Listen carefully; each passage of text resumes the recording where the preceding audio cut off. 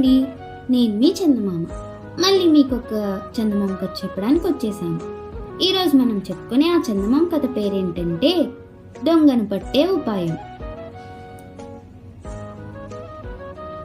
రత్నగుప్తుడనే ఒక ధనిక వర్తకుడి ఇంట్లో దొంగతనం జరిగింది. 10,000 వరాహాలు రాత్రికి రాత్రి మాయమైపోయాయి. డబ్బున్న గదికి పక్కనే ఉన్న నడవలో 4 పనివాళ్ళు పడుకున్నారు. సహజంగా రత్నగుప్తుడి అనుమానం వాళ్ళ మీదకే వెళ్ళింది. రత్నగుప్తుడు చాలా సాధు స్వభావం కలవాడు. కఠినంగా ఎవరినీ మందలించలేడు. ఆయనకు వ్యాపార వ్యవహారాల్లో చేదోడు వాదోడుగా ఉండే సోమశాస్త్రి చాలా తెలివైనవాడు. రత్నగుప్తుడు జరిగినది సోమశాస్త్రికి చెప్పి ఆ పని వాళ్ళ మనసులు నొప్పించకుండా వాళ్ళలో దొంగ ఎవరో కనిపెట్టాలి అన్నాడు. సోమశాస్త్రి సరేనని పని వాళ్ళ 4 ఒక గదిలోకి పిలిచాడు. మీరు డబ్బున్న గదికి పక్కనే పడుకున్నారు. ఆ గదిలో దొంగతనం జరిగింది.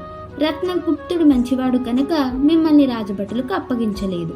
సరే, జరిగిందేదో జరిగిపోయింది. సాయంత్రానికల్లా పోయిన డబ్బు తిరిగి అక్కడికి చేరాలి. అలా జరగకపోయిందో మీరింతింతరాని ప్రమాదానికి గురవుతారు, జాగ్రత్త అని హెచ్చరించాడు. పనివాళ్ళు భూషయ్య, ధర్మయ్య, సోమయ్య, రామయ్య తలలు వంచుకొని సోమశాస్త్రి చెప్పింది విన్నారు. ఆ రోజంతా సోమశాస్త్రి వాళ్ళను రహస్యంగా ఒక కంట కనిపెట్టే ఉన్నాడు. కానీ వాళ్ళు మామూలు ప్రకారం తమ పనులు తాము చేసుకుని వెళ్ళిపోయారు. రాత్రికి కూడా డబ్బు యథాస్థానాన్ని చేరలేదు. మర్నాడు సోమశాస్త్రి ఆ 4 విడివిడిగా ఒక గదిలోకి రమ్మన్నాడు. ముందుగా ధర్మయ్య వచ్చాడు. సోమశాస్త్రి వాడితో, నువ్వు దొంగతనం చేశావనడానికి నాకు ఈ రోజు ఉదయమే కొన్ని రుజువులు దొరికాయి. మర్యాదగా నేరం ఒప్పుకొని డబ్బు తెచ్చిస్తే నిన్ను క్షమించగలను అన్నాడు.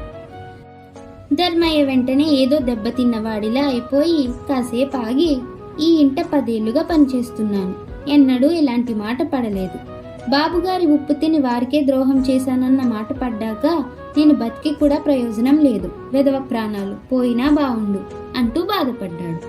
సోమశాస్త్రి ధర్మయ్యను పంపేసి భూషయ్యను పిలిపించాడు. వాడికి అవే మాటలు చెప్పగానే వాడు గజగజ వణికిపోతూ, బాబు మీరే నన్ను రక్షించాలి, నిజంగా నాకేమీ తెలియదు అంటూ సోమశాస్త్రి కాళ్ళు పట్టుకున్నాడు. తప్పు చేయకపోతే భయపడడం ఎందుకు?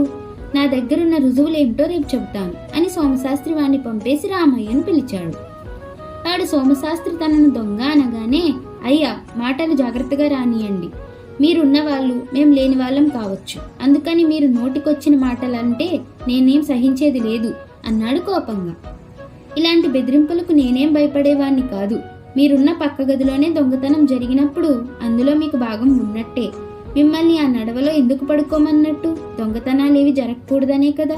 మీ బాధ్యత మరిచారు. వెళ్ళు, నా దగ్గరున్న రుజువులేమిటో రేపు చెబుతాను అని వాణ్ణి పంపేశాడు సోమశాస్త్రి. ఆఖరున వచ్చిన సోమయ్య కూడా రామయ్యలాగే సోమశాస్త్రి మీద తిరగబట్టాడు. అప్పుడు సోమశాస్త్రి, ఇంట్లో దొంగలు పడి దోచుకుపోతుంటే వల్లెరక్కుండా నిద్రపోయానంటావు, అది మాత్రం తప్పు కాదా అని అడిగాడు.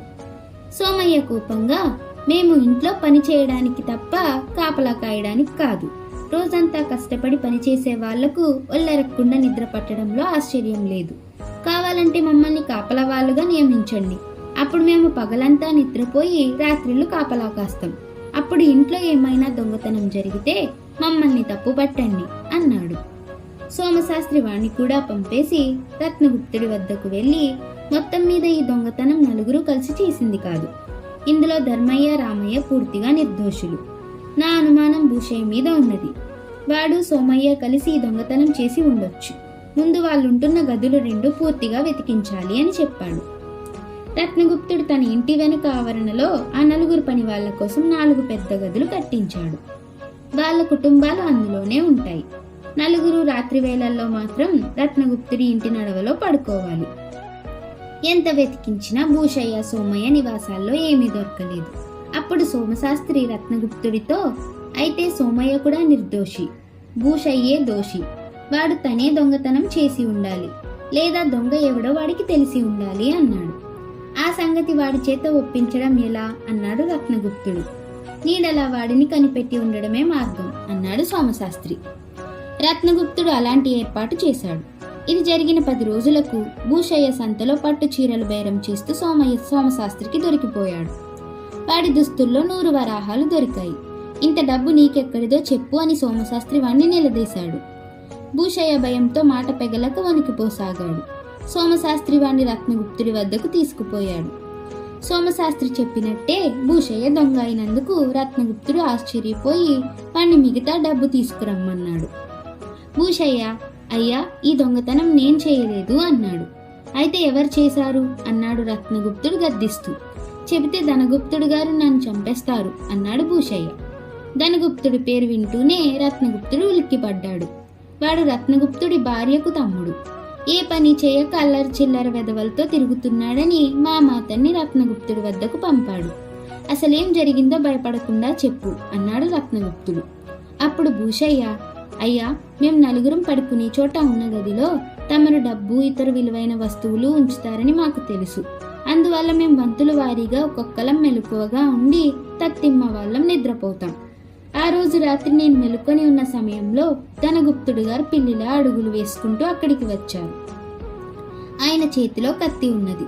ఎవరితో అయినా చెబితే పొడిచి చంపుతానని నన్ను బెదిరించి మారుతాళం చెవితో డబ్బున్న గదిలోకి పోయి డబ్బు దొంగలించి అందులోంచి లంచంగా నాకు 200 వరాహాలు ఇచ్చారు. ఆ డబ్బును నేను ధనగుప్తుడు గారు ఉండే గదిలోనే దాచుకున్నాను అని చెప్పాడు. ఇది వింటూనే రత్నగుప్తుడు ధనగుప్తుడి గదిలో వెతగ్గా అక్కడ 8000 వరాహాలు దొరికాయి. ధనగుప్తుడు మారు మాట్లాడకుండా తన నేరం ఒప్పుకున్నాడు. రత్నగుప్తుడి భార్య తమ్ముణ్ణి గట్టిగా చివాట్లు పెట్టి తండ్రి ఇంటికి పంపేసింది. ఆ తర్వాత రత్నగుప్తుడు సోమశాస్త్రిని తన గదికి పిలిచి, ఈ మూలంగా అసలు విషయం సులభంగా తెలిసిపోయింది. మిగతా ముగ్గురు అమాయకులని, భూషయ్యకే దొంగతనం గురించి తెలిసి ఉంటుందని నువ్వెలా అనుమానించావు అని అడిగాడు. సోమశాస్త్రి చిన్నగా నవ్వి, ఇది చాలా సులభం. ఏ మనిషికైనా చెయ్యని నేరం అంటకడితే బాధపడతాడు. ధర్మయ్య బాధపడ్డాడు కాబట్టి అతడు నేరం చేయలేదనుకున్నాను. అయితే ధర్మయ్య ఈ ఇంటి ఉప్పు తిన్నాననుకుంటున్నాడు. వాడికి ఆత్మాభిమానం లేదు. ఆత్మాభిమానం ఉన్నవాడు చెయ్యని నేరం చేశావంటే తిరగబడతాడు. రామయ్య అలా తిరగబడ్డాడు. అయితే వాడి బాధ్యతను సరిగ్గా నిర్వహించలేదనగానే ఊరుకున్నాడు. సోమయ్య తిరగబడమే కాక ఇంటి కాపలా తన బాధ్యత కాదు పొమ్మన్నాడు. అంటే వాడు తిరగబడడానికి కారణం కోపం కాదన్నమాట. వాడికి దబాయించే అలవాటున్నది. అలాంటి వాడు కూడా దొంగ కావచ్చు. కానీ అసలైన దొంగ తన మీదకి అనుమానం రాగానే భయపడతాడు. భూషయ్య అలా భయపడ్డాడు. దొంగతనం చేసినా చెయ్యకపోయినా వాడికి దొంగతనం ఎలా జరిగిందో తెలుసునని అర్థమైంది నాకు అన్నాడు సోమశాస్త్రి. రత్నగుప్తుడు సోమశాస్త్రిని ఎంతగానో మెచ్చుకున్నాడు. అలా కథ కంచికి మనం ఇంటికి.